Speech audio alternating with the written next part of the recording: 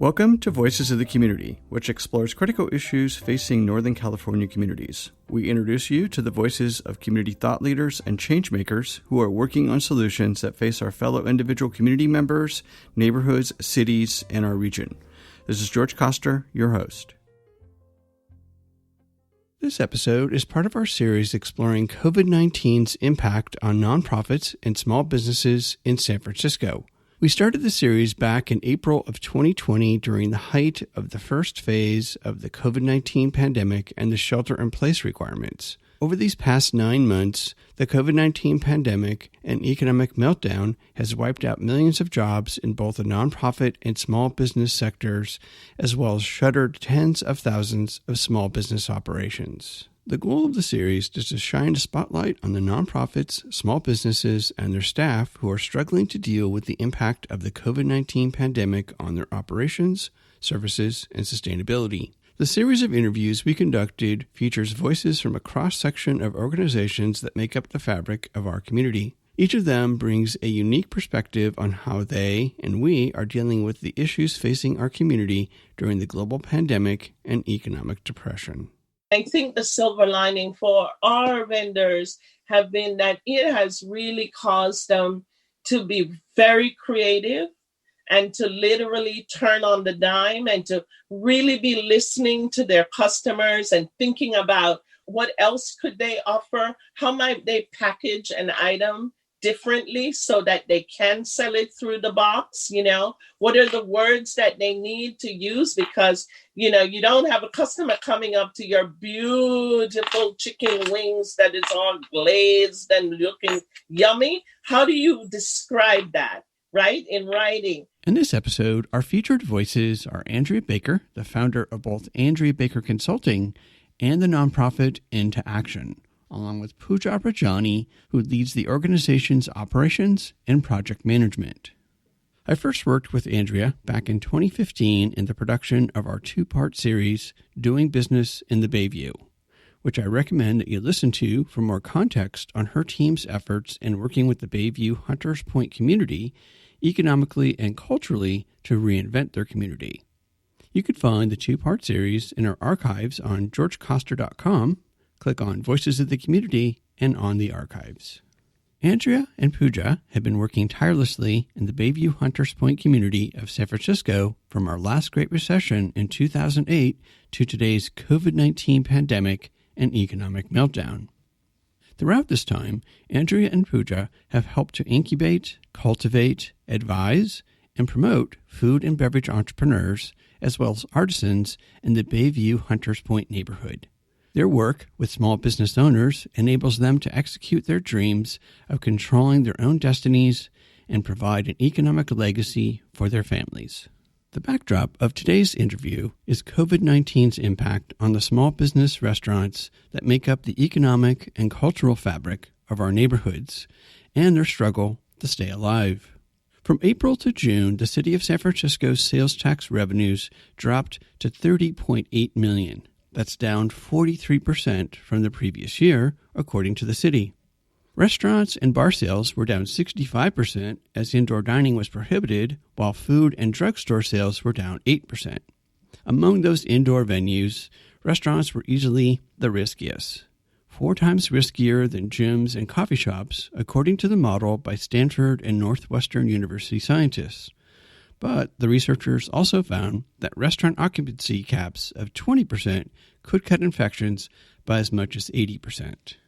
The city of San Francisco is once again acting quickly to reduce indoor activities as the COVID-19 case rate in San Francisco went from 3.7 to 9 per 100,000 residents, and Grant Colfax, the city's director of health, said that San Francisco's daily average of 80 new cases is up from 32 at the end of October.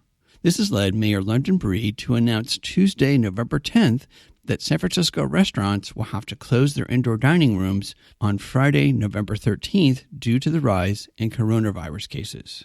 I'm joined remotely via Zoom by Andrea Baker and Pooja Rajani from Andrea Baker Consulting. Thanks for being here, Andrea and Pooja. I'd like to start the interview with asking Andrea a little bit about why you created the En2Action nonprofit and then how you're working with small businesses and art organizations. Thanks for that, George, and thanks for having us. So you know that we for years did work in the Bayview, the Fillmore, Excelsior as Andrea Baker Consulting, meeting a lot of the same needs and hopefully doing a lot of the same work that we're going to be talking about.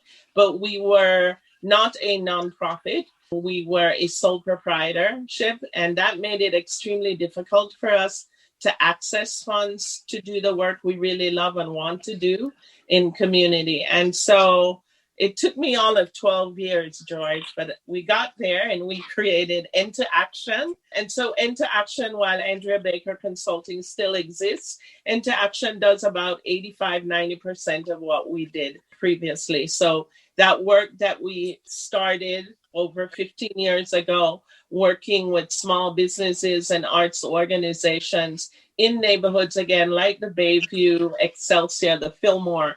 And we started that because we wanted to connect small businesses with resources and opportunities. And we just thought that it was really important to get them, to formalize their businesses if they weren't already formalized, and to be able to take advantage of opportunities that came around. And so I guess I would give examples like we came up with putting small businesses and arts and culture together. So having the live music be performed in restaurants along the 3rd Street corridor. That allowed us to put musicians to work and to bring business to the restaurants along the corridor. We also early on created the Big Summer Music Series, where for a 4 to 6 week period, we had musicians going into restaurants every day, along the corridor. And again, that was another way of bringing arts and small business together. And also, I just want to highlight that District 10 is really considered, an artisan. Remember, we've got the PDRs, right? Production, distribution, and repair. And we have a lot of artisans, folks making chocolate and cakes and food and all of that stuff. And we have the largest artist colony in the country, 300 artists at the shipyard. So we wanted to try to bring all these wonderful elements of the Bayview together. Thank you. That was great. I'm going to turn to Pooja, and I know you're the Operation Ninja in the background, making all of Andrea's visions work. And they are quite big sometimes, which is great. But here we are in the middle of a pandemic going on month 10. How has COVID-19 impacted your ability to work your operational magic? Well, I think like everyone, we've all been working from home. And, one of the things that we had been faced with was it primarily all of our interactions were face-to-face. A lot of them involve a lot of like basic interpersonal skills that are much more like physical and very hands-on. And so we had to also transition to sort of like learning all of these things virtually and sort of being very creative and thinking about how do we continue to engage businesses and support all the organizations that we work with virtually. And so some of the things that we've learned have been sort of transitioning to virtual platforms, looking at, virtual meetings as well, just like everybody else has. And we transitioned Bayview Bistro, which was actually much more of a physical location, which was, primarily on like 4101 3rd Street. So we took that operation and we actually had to stop the physical site. And then we transitioned now to a virtual platform where we got all the vendors online onto Shopify through the Bayview Bistro box. So we basically started working with vendors, tried to get them to curate products that were much more packaged, and also like showcase their products, their skills, and then put it in a box format where we were able to come up with like a weekly food box that featured like, when we started, it was 5 vendors and we're continuing to add more vendors to these weekly boxes. And we've got like different kind of boxes. So we started with, obviously omnivore and a plant forward box. And now we've launched the date night box. So it's just a smaller box. And then now we're also selling a lot more of the vegan boxes. So that's sort of where we've transitioned the Bayview Bistro. And then also learning how to sort of do a lot of our work online by trying to see virtual meetings, virtual platforms, looking at engagement tools that can, avoid Zoom meeting fatigue or like virtual meeting fatigues. So those are just some of the things we're doing in the middle of like COVID. Just like everybody else, we're all learning and being nimble and flexible. Yes, I think the key word I've heard many times is pivot. So people are getting tired of pivoting. Maybe they can all become ballerinas or something. So Andrea, why did you create Bayview Bistro Project? And then how can people help the Bayview Bistro Project? So when we first started Bayview Bistro, the intention was always to create an opportunity for our Black and brown micro businesses through a racial and social equity lens. So we had a vacant space on 3rd Street, and our goal was how could we create an opportunity for 3 or 4 times a week for pop-ups, caterers, food trucks that again were primarily from the Black and brown community to have an opportunity to be able to vend. And we thought this was a good thing because, and we worked with the social impact partnership program that SFPUC had put in. So this money did not come from SFPUC, but SFPUC was very much ahead of their time and created a program where consultants on the project support neighborhood projects. And so we got support through that program to support what we call the Bayview Bistro, open Wednesday through Saturdays, essentially. And so we started that again to give opportunity to our smaller businesses that did not have a brick and mortar space. We also hoped that through making that opportunity available, one, we could provide great technical assistance and help some of our businesses still needed some help in formalizing their businesses. And we also wanted to be able to introduce them to the larger city economy. So most of our vendors have become city suppliers, which allows them to get in the queue and hopefully get orders, catering orders and other orders through the city. So that really was what pushed us. And that was behind putting together the Bayview Bistro. Your second question was, how can people support? Yes, how can people support? So back to Pooja's point, you've kind of commoditized and put the food or dinner in a box ideas. So can people order online? Can they call direct? Or do they go, since you're a nonprofit now, can people donate? We want them to do all of those things. So thank you for that, because we say order a Bayview Bistro box for you, your friends, your family. Order a Bayview Bistro box and give it as a gift. We are coming out with a Thanksgiving and holiday box. And over the last 6 weeks, we now have a Friday night date box. Order a date night box and give yourself a break, or order it for somebody that you love. Donate to our program. Tag your friends and tell everybody you know about us. And I do mean everybody you know about us. Call us to order for catering. We've been working with all of our vendors, and they have now created individually packaged meals because we are in COVID-19. So we're not doing buffets anymore, not at this point. One day, maybe again. But you can order catered meals from us, and we encourage you to do that. So all of those things will help our Bayview Bistro program. And always, always tag and support our vendors.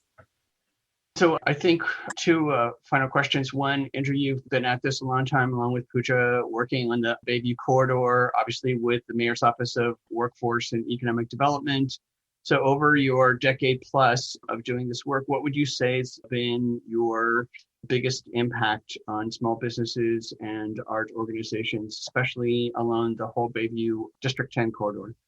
Well, I feel, George, like one of the biggest impacts we've made actually over the last 10 years for me is bringing residents, as you pointed out, and thank you for dating me. It's been more than a decade of working in the Bayview. And when we started, I feel like one of the greatest things that we did, and certainly I didn't do it alone with others as well, was getting our residents to come out and discover our small businesses, our artisan makers, our artists and our musicians. So way back when, with BPOH, we started things like Bayview Connect, which were monthly gatherings where we would host Bayview business and we would have music and an artist and that sort of stuff. So I really do feel that led from Bayview Connect. We went to Community Tuesdays with Radio Africa. I think you might even remember that. And that was an initiative that was focused on how do we bring residents out for a $10 fabulous meal. I still believe it's the best deal yet in San Francisco. And we were able to do that. And then we continued encouraging developers and city agencies. Hey, when you come into this community, you need to order from these great food and beverage businesses. You need to support our businesses so that they too can thrive. And then I think almost 6 years ago, we ended up doing the Bayview on Court event. And Bayview on Court is intended to shine a bright light on all of our Bayview artisans, our beverage makers, our artists and musicians. I really feel that for me, that is something that I've been really proud of. I think, we kind of started that effort of getting our neighbors and residents to look around and see that they had these great treasures in the neighborhood. And since then, they've been supporting them perfectly. We love that. Thank you. That was great. I'm going to turn back to Pooja and ask, out of the pandemic and the proverbial economic meltdown, what are some of the good things do you think could come out of it, or that you see coming out of it, to help both small businesses, nonprofits, especially District 10, which has been, hit pretty hard with the pandemic? I think, if anything, there's been more light and more sort of an awareness, right, of small businesses and how people really need to support the small businesses to continue to contribute to the economy. And also from a diversity standpoint, there has also been an increase in sort of a racial or sensitivity to racial injustices. And so we feel like that also has been something that is sort of positive that has come to, help all the businesses that are part of the Bayview. And hopefully, people can support businesses of color, entrepreneurs of color. And I also think actually, and I know Andrea addressed this, is sort of we're all learning to be, I think, compassionate, with each other in a way, as businesses, as, nonprofits. And we're learning to collaborate a lot more as well on ideas, sharing resources and opportunities. And I know Andrea also had a thought, so I will let her take as well. I think what Pooja just said is very true. I mean, and we all know that unfortunately, the killing of George Floyd, right, for many, many people, not just Black and brown people, but people all over this country, to really sort of say there is systemic racism and we need to do things differently. So I do hope that can be a sustained sentiment. And I think all of the things that Pooja talked about are true as well. I also think, because I look at this always from the point of view of our vendors, I think one of the wonderful things, they say, this is certainly a cliche, but there is a silver lining to every cloud. And I think the silver lining for our vendors have been that it has really caused them to be very creative and to literally turn on the dime and to really be listening to their customers and thinking about what else could they offer, how might they package an item differently so that they can sell it through the box, what are the words that they need to use, because, you don't have a customer coming up to your beautiful chicken wings that is all glazed and looking yummy. How do you describe that, right, in writing? So I really think it's caused our vendors to really discover even more about themselves and their product and to create new avenues of opportunity. So an opportunity to reinvent. Andrea and Pooja, any last final thoughts? Well, I think you've covered a lot of them. I'm just so happy that you were able to talk with Rome, because you see how important this work is that we're all doing, and how important it is to continue to create opportunities for Black and Brown businesses. Well, thank you, Andrea and Pooja, for sharing all of your work today. I'm going to make sure that we'll share out all of your social media on our website and in the broadcast itself. And please stay safe out there as we all deal with what has become this very strange new normal. Indeed. Yeah. Thank you so much, George, for having us on. We really appreciate it. That's it for this episode of Voices of the Community. You've been listening to the voices of Andrea Baker and Pooja Rajani of both Andrea Baker Consulting and the nonprofit En2Action. Andrea and Pooja have launched the Bayview Bistro project to help food and beverage entrepreneurs as well as artisans in the Bayview Hunters Point neighborhood. Find out more about the Bayview Bistro, go to bayviewbistrosf.com.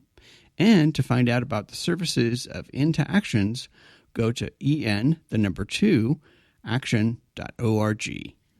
We hope that you enjoyed the insights, points of view, and personal stories from the voices of changemakers and their nonprofits and small businesses featured in this series. To find out more and get engaged with the nonprofits, small businesses, and staff members featured in this series, please go to my website, georgekoster.com, and click on Voices of the Community to find links to the extended versions of these interviews and to listen to the entire series. After listening to these stories, we hope that you will consider making a donation and volunteering to provide a hand up to your fellow community members. I want to thank my associate producer, Eric Estrada, along with Mel, Lila, Michael, and Laura at the San Francisco Public Press and KSFP. To listen to our next episode in this series and to our archived past shows, which feature community voices working on solutions to critical issues facing Northern California communities, please go to georgekoster.com. While you're on our website, please sign up for our newsletter to find out more about future shows. Please subscribe to Voices of the Community on Apple Podcast, Spotify, and Google Podcast, or wherever you get your podcast. You can follow us on Twitter at George Koster, and we'd love to hear from you with feedback and show ideas. So send us an email to george@georgekoster.com. I'm George Koster in San Francisco, and thank you for listening.